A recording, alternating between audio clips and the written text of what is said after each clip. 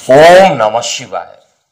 मैं हूं astrologer KM. Sinha और मैं अपने इस यूट्यूब चैनल पर आप सभी का हार्दिक स्वागत करता हूं। इम्पोर्टेंट वीडियो है। लगातार देखिए, जिस डायरेक्शन में बताया गया था भूकंप, आप इस क्लिप को फिर से सुनिए। मैं दोबारा इस क्लिप को सुनवा रहा हूं। जो सराउंडिंग एरिया में जो भूकंप होंगे 6 से ज़्यादा की तीव्रता वाले आएंगे और तगड़ा भूकंप होगा, जबकि भारत में इसका प्रभाव बहुत कम पड़ने वाला है। भारत में इसका बहुत ज़्यादा प्रभाव नहीं रहेगा। इसमें जो भी प्रभाव पड़ेगा, नेपाल हो सकता है, पाकिस्तान वाला फील्ड हो सकता है, अफगानिस्तान हो सकता है, ईरान इराक का पार्ट हो सकता है। इंडिया में ऐसा बहुत तगड़ा भूकंप नहीं आएगा, बाकी जगह अभी और चीज़ें होंगी। जब टर्की में भूकंप आया था, क्या कहा गया था उसको आप उस वीडियो में देखिए। एग्जैक्टली क्या बताया गया था कि इंडिया के रिस्पेक्ट में, अगर आपको यहाँ पे चार्ट दिखाई दे रहा है क्लियरली, तो हमारे भारत देश के रिस्पेक्ट में अगर आप देखिएगा तो यहाँ पे मैं ड्राइंग थोड़ा सा बना देता हूँ। ये हमारे देश के रिस्पेक्ट में, अगर हम देश के रिस्पेक्ट में देखें तो यहाँ से मैंने बोला था पाकिस्तान, अफगानिस्तान, ईरान, इराक वाला जो पोर्शन है, एग्जैक्टली इसी लाइन पर मैंने बोला था कि भूकंप आएगा और बहुत मासिक भूकंप आएगा। मैंने ये नहीं बोला था कि भूकंप के जगह पर कोई आतंकवादी हमला होगा या नक्शे से मिट जाएगा, ऐसी कोई बात नहीं। मैंने सिंपल एक ही वर्ड बोला था, भूकंप आएगा, बहुत तेज भूकंप आएगा। और एग्जैक्टली इंडिया के रिस्पेक्ट में देखा जाए तो इसी वाले डायरेक्शन में जो आपको एरो दिखाई दे रहा है, इसी डायरेक्शन में था। और इसके बाद मैंने बोला था इसी को लाइन को और आगे आप बढ़ा दीजिए तो इंडोनेशिया आएगा, इंडोनेशिया वाला एरिया पहुंचेगा। और इस पूरे लाइन में अगर आप थोड़ा सा इसको आप देखिए, मैं थोड़ा सा इसके बोल्डनेस को बढ़ा देता हूँ, इंटेंसिटी को थोड़ा सा बढ़ा देता हूँ, तो ये जो पूरा लाइन रहेगा, ये पूरा लाइन यहाँ से यहाँ तक। और अगर आप आगे जाइएगा, आगे बढ़िएगा, तो आगे आपको निश्चित रूप से वहाँ पर न्यूजीलैंड वाला पोर्शन भी इसमें दिखाई देगा, न्यूजीलैंड का भी पोर्शन दिखाई देगा। तो ये सारा जो पोर्शन आपको बताया गया था, ऑलरेडी मेरे पुराने वीडियो में इसको बता दिया गया था कि किस तरीके से रहेगा। तो इसमें जो भी घटना घटित हुई है, क्योंकि भूकंप आया है और बहुत सारे लोगों की जान गई है यहाँ पे, लेकिन एरिया कंफर्म आया है यहाँ से एग्जैक्टली ये, और इससे नीचे जाएंगे, इसको स्ट्रेट लाइन बनाइए, यहीं पर आएगा। अब हम सबसे पहले, ये तो आ चुका है भूकंप, अब क्वेश्चन अराइज होता है कि अब कहाँ पर और भूकंप आ सकते हैं। इस डायरेक्शन में बोला गया था, एग्जैक्टली उसी डायरेक्शन में दूसरा भूकंप भी आ गया, क्योंकि इंडोनेशिया से अब आगे बढ़िएगा तो ऑस्ट्रेलिया के जस्ट पास से होता हुआ वो लाइन चला जाता है न्यूजीलैंड, जहाँ पर अभी 6.1 तीव्रता का भूकंप है, न्यूजीलैंड वाले पोजीशन पे आ चुका। उससे पहले मैंने क्या रिसर्च किया है उसको आप समझिए। मेरा जो मेन मोटो है वो रिसर्च को समझाना यहाँ पर है, ना कि भूकंप सत्य हुआ है इसको यहाँ पर अनाउंस कर देना। मेरा मेन टारगेट है कि भूकंप आते कब हैं। मेदिनी astrology is very responsible for predicting all this type of things. ऐसा नहीं है कि आप इसको वैदिक ज्योतिष से सीख पाइएगा, इसको मेदिनी से ही सीखा जाता है। फिलहाल मेदिनी के लिए जो होता है वो, अगर हम डायरेक्शन देखते हैं तो कई तरीका होता है। या तो अगर आपके पास किसी पर्टिकुलर देश में जहाँ पर ये परेशानी आ रही है, तो उसका अगर आपका जन्म चार्ट है, जिस समय वो इस्टेब्लिश हुआ था, उस चार्ट के हिसाब से मेदिनी लगा दीजिए। अगर टर्की की बात करनी है तो टर्की का चार्ट हो और उसके हिसाब से मेदिनी लगा दीजिए, वो बात समझ में आती है।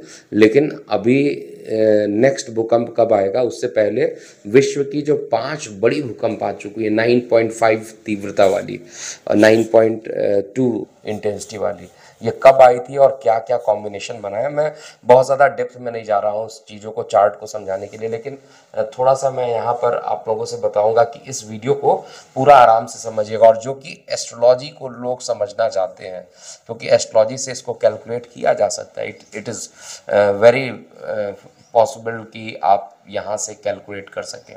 अब इसको कैलकुलेट करने के लिए क्या करना है, आप देखिए, मैं यहाँ से चार्ट बना रहा हूँ। पहले कहाँ पर आया था उसको हमें देखना पड़ेगा कि पहले कहाँ पर आया था। तो जो 1960 की जो घटना हुई थी 1960 में, वो ये वाला चिली वाला जो एरिया है जिसको मैं हाईलाइट कर रहा हूँ, ये वाला पूरा एरिया में बहुत मासिव भूकंप आया था और इसकी इंटेंसिटी 9.5 की तीव्रता की थी, मतलब कम नहीं थी, 9.5 इंटेंसिटी का यहाँ पर भूकंप आया था। इसके बाद ये भूकंप 1960 के बाद यानी 1960 की जो मैं बात कर रहा हूँ, उसके बाद 1964 में चली है, जो मासिव की बात है। देखिए भूकंप तो वैसे भी कहीं ना कहीं आते रहते हैं, इसमें कोई बहुत बड़ी बात नहीं है। भूकंप अगर पास्ट 24 आवर में देखिए पता नहीं कितनी जगह भूकंप आएंगे, बट मैं जो बात कर रहा हूँ भूकंप बहुत इंटेंस होना चाहिए। Intensity should be greater than 5, 6 और 7, और ये मासिव डिस्ट्रक्टिव का कारण बनना चाहिए। 6 से ज़्यादा आप मानिए 5 तक भी चल जाता है, 6 से ज़्यादा अगर हो गया तो डिस्ट्रक्टिव होता है। तो ये अलास्का का एरिया था यूएसए का, जिसको मैं सर्किल कर रहा हूँ, यहाँ पर भूकंप आया था 1964 में। इसके बाद जो भूकंप आया वो आपका ये सुमात्रा द्वीप थी, जो कि इंडोनेशिया के पास, ये पोर्शन आपको दिखाई दे रहा है। सुमात्रा में जो भूकंप आया 2004 में आया, और इसके बाद एक और भूकंप आया जापान में, जिसको सुनामी कहते हैं। सुनामी आया था बहुत तगड़ा 2011 में, अगर आपको याद होगा तो जापान वाला जो पोर्शन था ये 2011 वाला पोर्शन था। अब सभी चीज़ों में जरा कॉमन चीज़ को आप देखिए, कॉमन चीज़ को जो मैंने रिसर्च किया है उसको, कॉमन चीज़ को समझिएगा। मैं केवल समझाना चाहता हूँ कॉमन क्या चीज़ है सभी में। अगर कॉमन चीज़ें समझ में आएगी तो हो सकता है एस्ट्रोलॉजी में ये रिसर्च करने में बाकी लोगों को भी थोड़ी आसानी होगी। अर्थक्वेक जो मेजर 5 आए हैं मैं उसी की बात कर रहा हूँ, टॉप 5 जो अर्थक्वेक आए हैं। इसके अलावा टॉप 10 पर भी रिसर्च मैंने पहले भी प्रलय काल के वीडियो में 2019 में पब्लिश किया था, उसको भी मैं आई बटन लगा दे रहा हूँ ऊपर, आप देखिएगा तो आपको उस पर क्लिक करके चेक करें, उसमें टॉप 10 के बारे में बताया था।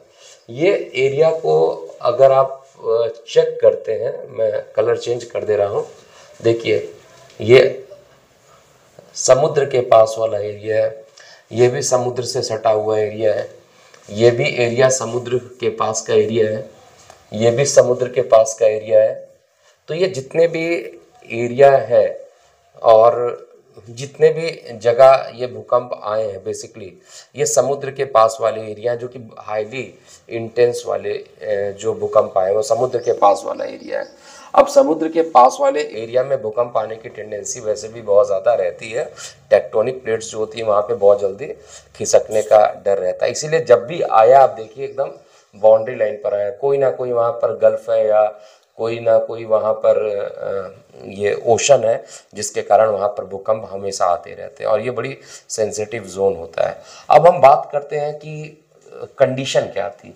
अगर आप सभी की हिस्ट्री देखिए, गूगल कर लीजिएगा, कोई बहुत बड़ी बात नहीं है डेटा आज के डेट में निकालना, गूगल कर लीजिएगा, जिस डेट में मैंने बताया कि भूकंप आए थे वहाँ का एनालिसिस कीजिएगा।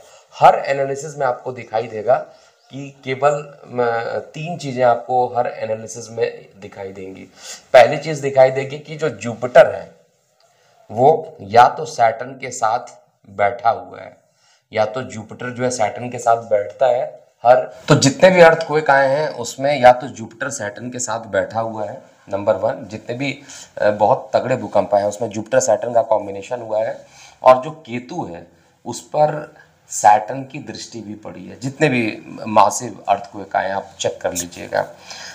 कुछ कंडीशंस में जब राहु बहुत उच्च के हो जाते हैं और केतु उच्च या नीच के होते हैं, उस कंडीशन में भी मासिव अर्थक्वेक के आने की संभावना बहुत ज़्यादा होती है।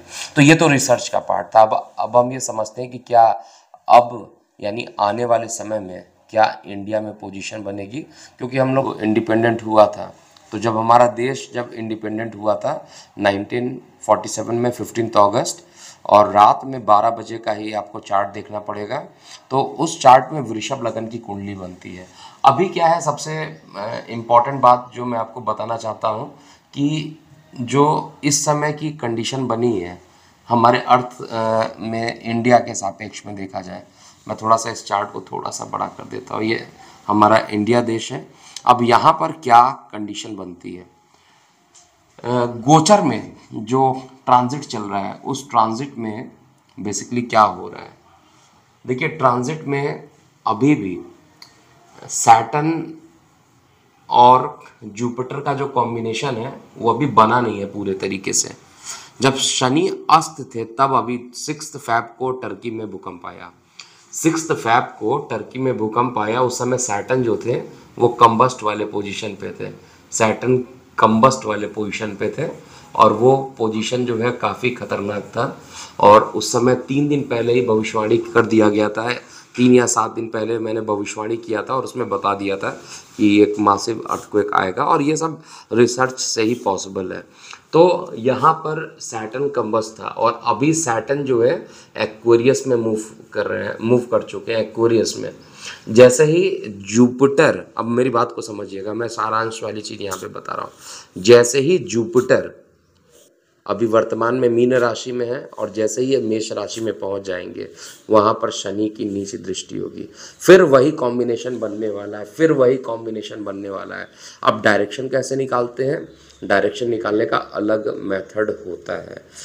अगर आपको डायरेक्शन निकालना है तो आप इंडिया में है तो इंडिया का फाउंडेशन डे पता है, इंडिपेंडेंस डे पता है, तो इंडिपेंडेंस डे के अकॉर्डिंग जो चार्ट बनता है उसमें आपको देखना पड़ेगा कि वो क्या डायरेक्शन ले रहा है। मैं अभी भी बोल रहा हूँ कि इंडिया में इतना तगड़ा भूकंप नहीं आएगा, आएगा मानता हूँ आएगा, लेकिन तगड़ा वाला भूकंप नहीं आएगा। और अगर तगड़ा भूकंप आता है तो केवल ये वाला जो एरिया है इंडिया का, इस वाले एरिया में जो गुजरात वाला एरिया है, ये वाला एरिया केवल इफेक्टिव होगा, बहुत ज़्यादा दूसरा एरिया इफेक्टिव नहीं होगा। झटके तो हर जगह पड़ेंगे, भूमि हर जगह हिल सकती है, लेकिन मासिव जो परेशानी हो सकती है वो इसी वाले एरिया में ज़्यादा देखने को मिलेगा अगर इंडिया में आता है। नहीं तो जो मैंने एक लाइन खींची हुई थी टर्की से ईरान, इराक, इंडिया होते हुए, ये वाला जो लाइन मैंने खींचा था, इस पूरे लाइन के रिस्पेक्ट में, मतलब मैं एक लाइन यहाँ पर दिखा रहा हूँ, इस लाइन के रिस्पेक्ट में जो भी कंट्रीज पड़ेंगी उस पोर्शन में संभावना ज़्यादा है। जबकि मेदिनी के हिसाब से, अपने इंडिया के हिसाब से देखा जाए तो मेदिनी में ये वाला जो पोर्शन हमारे इंडिया का, जो गुजरात का जो पोर्शन है, मुंबई का कुछ पोर्शन है, यहाँ पर थोड़े भूकंप के झटके ज़्यादा आ सकते हैं। महाराष्ट्र वाला जो एरिया है जो काफ़ी सेंसिटिव था, लातूर में भी बहुत तगड़ा भूकंप आया था, सूरत वाले एरिया में, कच्छ वाले एरिया में, इसमें भूकंप आने की संभावना मेदिनी से इंडिया में उसी पोर्शन पे दिखाई दे रही है। लेकिन फिर भी मैं अपने रिसर्च में यही पाया हूँ कि ये मासिव डिस्ट्रक्शन इंडिया में नहीं होगा, ये इंडिया में नहीं होना है। अगर होगा तो कुछ पोर्शन है जहाँ पर होगा, इसके अलावा बहुत ज़्यादा नहीं होने वाला है। तो ये एक छोटा सा रिसर्च था और आप सभी के साथ मैं शेयर कर रहा हूँ। डेट जो मेरा प्रेडिक्शन डेट है वो अब फरवरी में आप छोड़ दीजिए डेट, मार्च भी छोड़िए, अप्रैल, 22 अप्रैल के बाद जब बृहस्पति का राशि परिवर्तन होगा और शनि की दृष्टि पड़ेगी नीच, गुरु चांडाल दोष बनेगा, उसी समय बहुत ज़्यादा संभावना है। फिर मैं बता रहा हूँ, होना इसी लाइन पर है, होना इसी लाइन पर। हो सकता है इंडिया के कुछ नॉर्थ ईस्ट वाले पोर्शन को थोड़ा सा ये कवर करे, या इंडिया का जो ये वाला जो पोर्शन है इसको कवर करता हुआ मासिव जो रहेगा पोर्शन इसी साइड में आता हुआ मुझे दिखाई दे रहा है। तो ये एक छोटा सा रिसर्च था और इस वीडियो को ज़रूर सेव करके रखिएगा। बहुत ज़्यादा घबराने की ज़रूरत नहीं है। नंबर 1, जो होना है वो हो के रहेगा, लेकिन फिर भी मैं अपने वीडियो के माध्यम से ये ज़रूर कहता हूँ कि बहुत ज़्यादा डिस्ट्रक्टिव जो होना था वो इस साल हो चुका है। अब इससे ज़्यादा डिस्ट्रक्टिव होना वो एक ही रेंज है जिसको रेड अलर्ट बार बार वीडियो में बताया हूँ। वो डेट आ रहा है 22 अप्रैल से लेकर 12 जुलाई तक का। बहुत ज़्यादा संभावना है कि उसी में जो घटनाएं घटित होंगी। अर्थक्वेक नहीं आएगा तो सीरियल ब्लास्ट होगा, ये सारी चीज़ें इसी लाइन पर आपको दिखाई देंगी। तो अभी के लिए इतना ही। मैं हूँ एस्ट्रोलॉजर के एम सिन्हा। ओम नमः शिवाय।